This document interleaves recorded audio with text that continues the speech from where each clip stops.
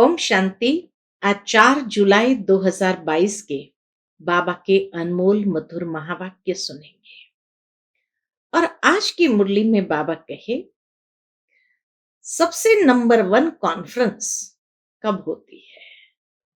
इस संगम युग पर ही सबसे नंबर 1 कॉन्फ्रेंस होती है आत्मा और परमात्मा के मिलाप की।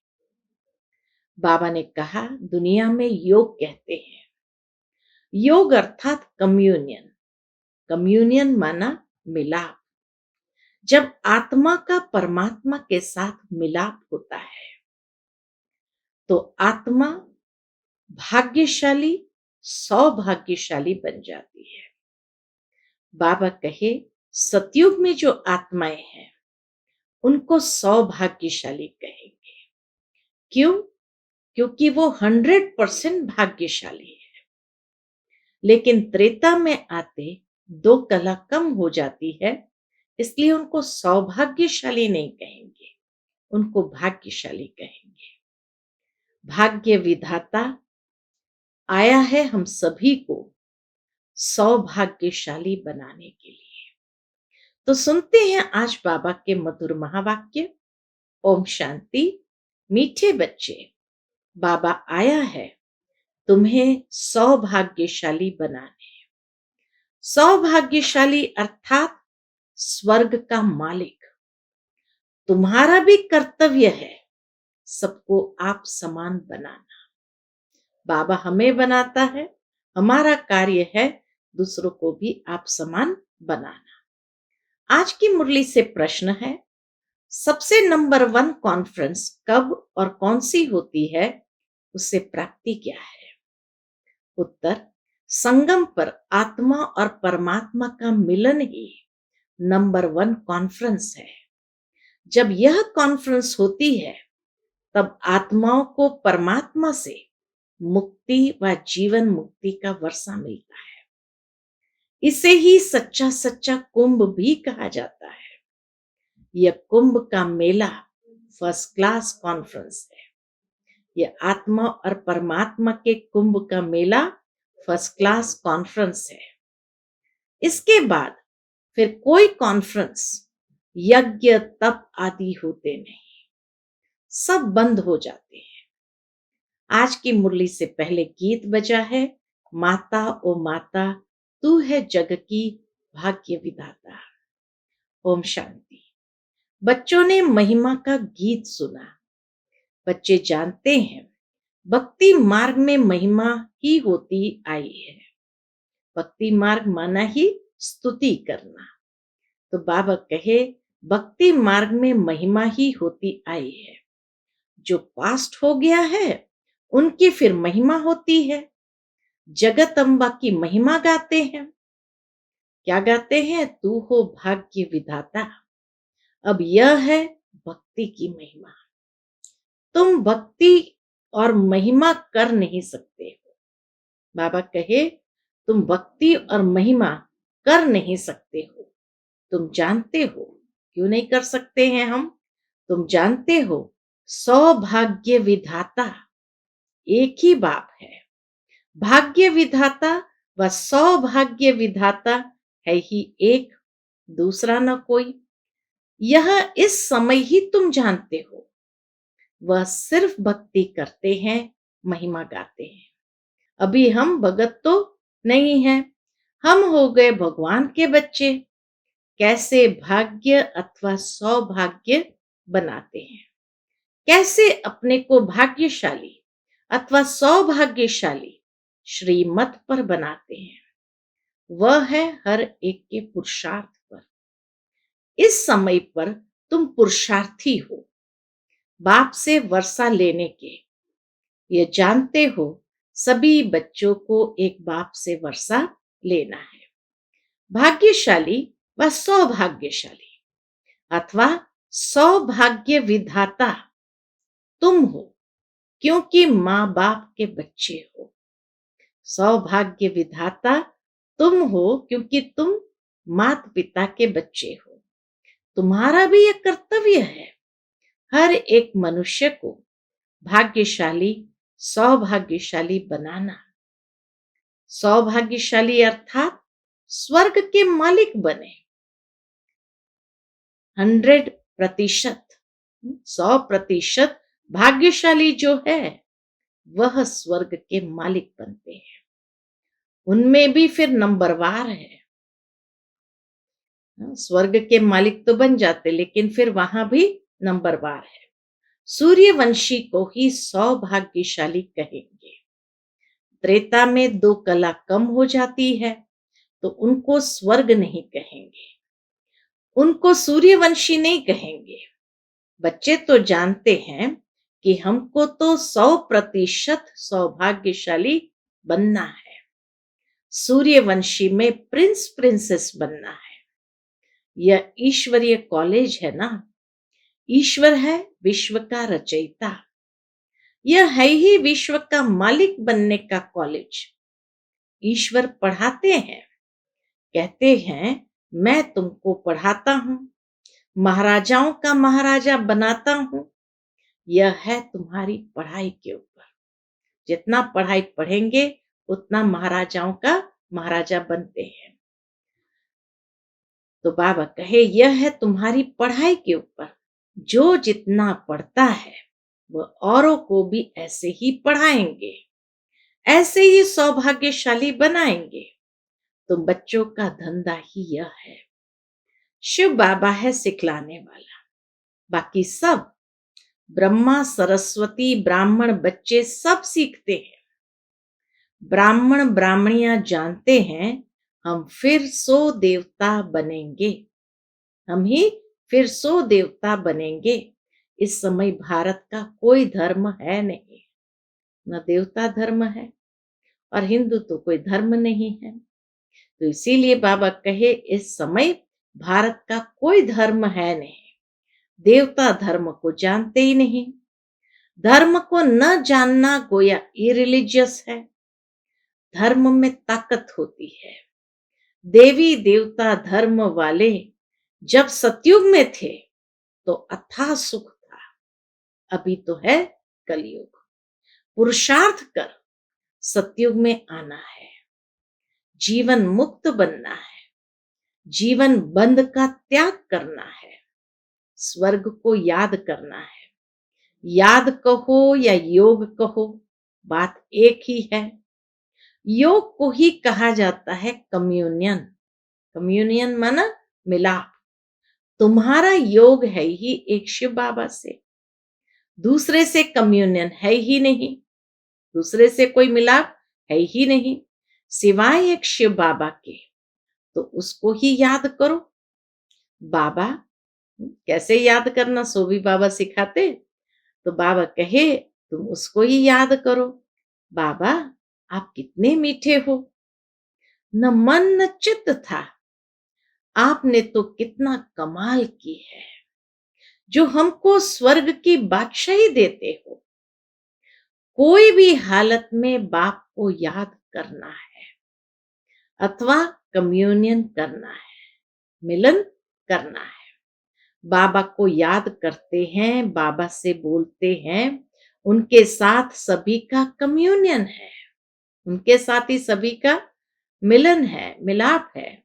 जब आफत आती है तब कहते हैं हे भगवान इनकी आयु बड़ी करो। अर्जी हमारी, मर्जी बाबा आपकी। तो यह कम्युनियन हुआ ना। यह याद की यात्रा होती ही एक बार है जबकि बाप आकर सिखलाते हैं।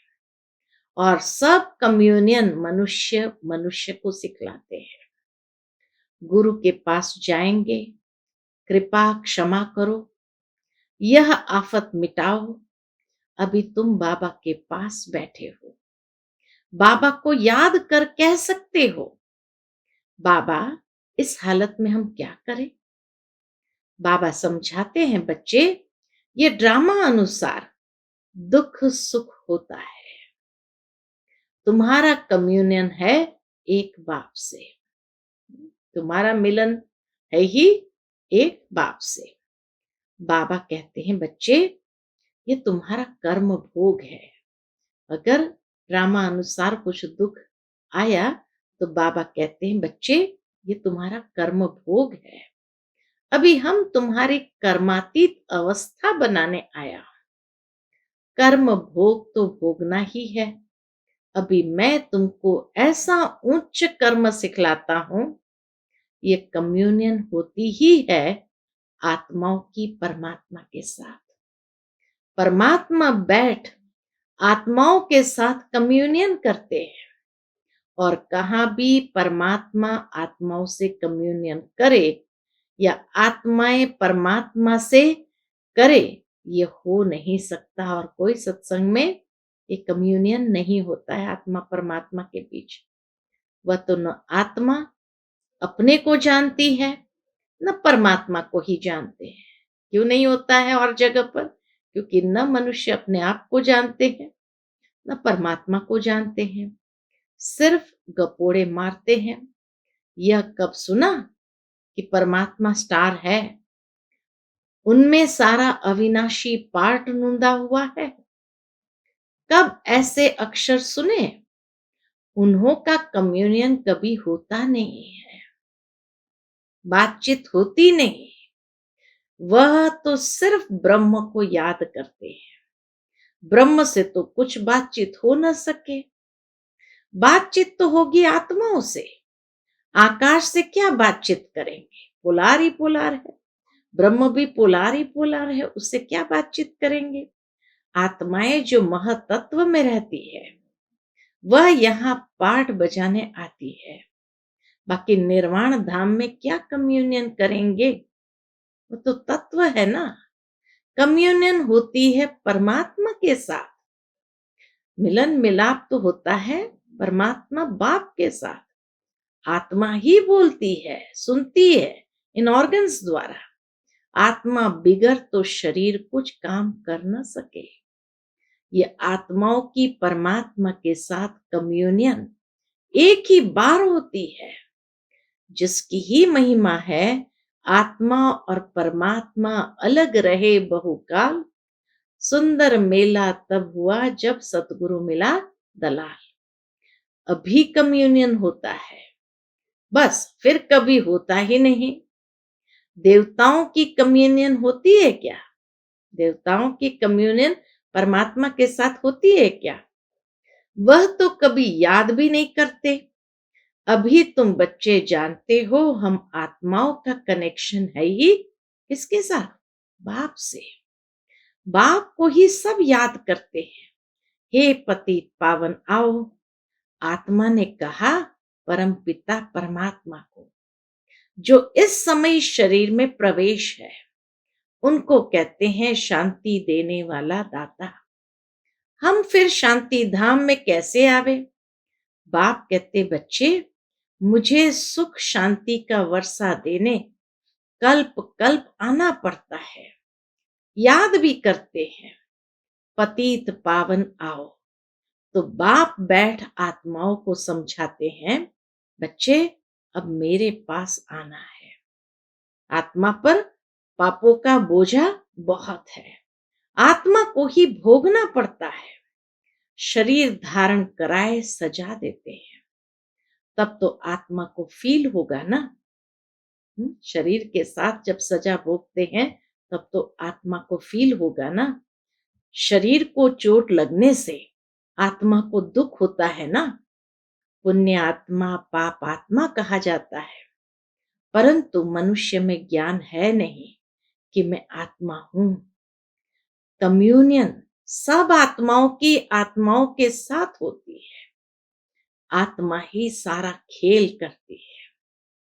इस ड्रामा में ही आत्माओं का आत्माओं के साथ मेल मिलाप होता है और सारा खेल करती है। आत्मा शरीर के साथ कहती है, मेरे 7 बच्चे हैं, परम पिता परमात्मा निराकार है। कहते हैं मैं इस शरीर में आया हूं।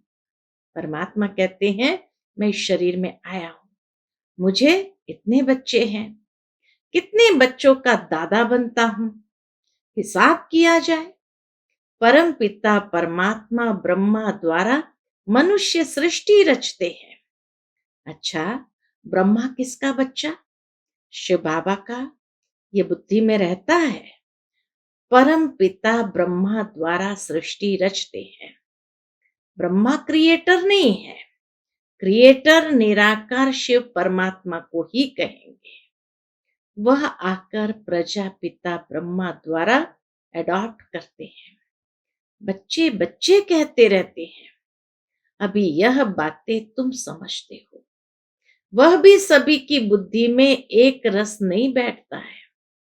बाप ही वर्षा देंगे, लायक बनाएंगे। बाप को याद करो। इसको ही भारत का प्राचीन योग कहा जाता है। इससे ही विकर्म विनाश होंगे, फिर अंत मति सुगति हो जाएगी। याद से ही निरोगी बनेंगे, आयु बड़ी हो जाएगी। पुरुषार्थ से प्रारब्ध मिली हुई है।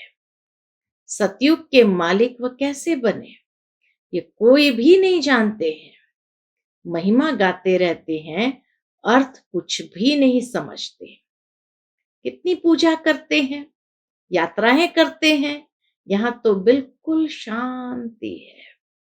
भल बाप ज्ञान का सागर है, परंतु कहते हैं ये तो सेकंड की बात है। सिर्फ मुझे याद करो तो वर्षा तुम्हारा है ही। मन मना भव मध्याजी भव, बाकी है डिटेल की समझाने। वह भी कितने समय से देते रहते हैं। वह लोग कितनी कॉन्फ्रेंस करते रहते हैं, रिलीजियस कॉन्फ्रेंस बुलाते हैं, योग की कॉन्फ्रेंस बुलाते हैं। सब फालतू है। बाबा कहते सब फालतू है। सेकंड में जीवन मुक्ति देने वाला है ही एक बाप। आत्मा और परमात्मा की जब कॉन्फ्रेंस होती है, तब आत्माओं को परमात्मा से मुक्ति मिलती है। गाया भी जाता है, आत्मा परमात्मा अलग रहे बहुकाल। सुंदर मेला कर दिया जब सतगुरु मिला दलाल। बाप ही आकर नई दुनिया रचते हैं और क्या करते हैं, लायक बनाते हैं। नई दुनिया रचते हैं और लायक बनाते हैं। सबसे नंबर 1 कॉन्फ्रेंस यह है। इनको कुंभ का मेला कहते हैं। कुंभ संगम को कहा जाता है। यह संगम का मेला फर्स्ट क्लास कॉन्फ्रेंस है, जबकि आत्माओं से परमात्मा आकर मिलते हैं। सेकंड में जीवन मुक्ति मिलती है। इसके बाद फिर कोई कॉन्फ्रेंस, यज्ञ तप आदि कुछ होते नहीं, सब बंद हो जाते हैं। तुम्हारी कॉन्फ्रेंस कैसी नंबर 1 है, आत्माओं और परमात्मा की। आत्मा जीव में प्रवेश करने से जीवात्मा बनती है।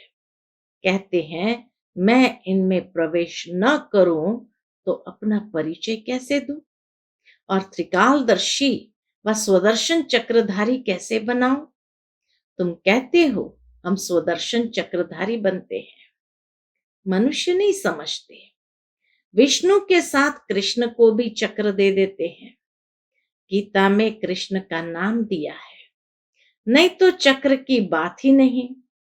तुमको बैठ सृष्टि के आदि मध्य अंत का राज समझाते हैं। ये कॉन्फ्रेंस कितनी फर्स्ट क्लास है। और जो भी कॉन्फ्रेंस करते हैं, क्या करते हैं, वेस्ट ऑफ टाइम।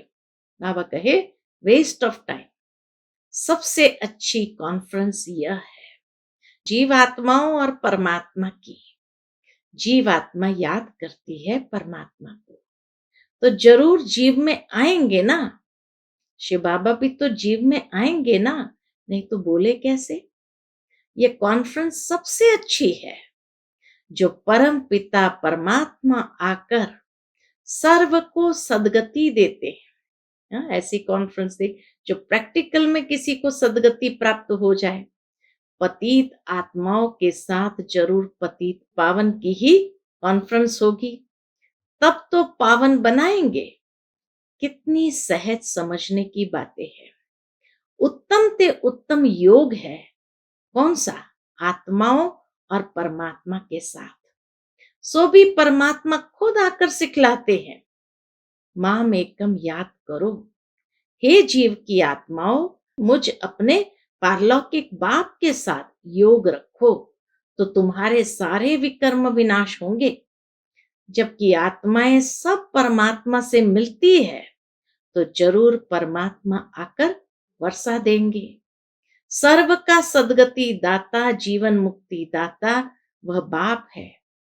ऐसी बातें और कोई तो सुनाते नहीं। तुम सुनाएंगे तो कहेंगे और तो किसी से ऐसी बातें सुनी नहीं है। तुम तो बहुत अच्छा समझाते हो, यह बातें तो शास्त्रों में भी नहीं है। परंतु शास्त्रों में कहां से आए? बाप कहते हैं सेकंड में जीवन मुक्ति। शास्त्रों से क्या सीखेंगे? बाबा है कालों का काल, शास्त्र में कहां से आएंगे? आत्माओं को ज्ञान सुनाया, फिर जीवन मुक्ति मिल गई, सतयुग में चले गए तो शास्त्र तो लुप्त हो गए।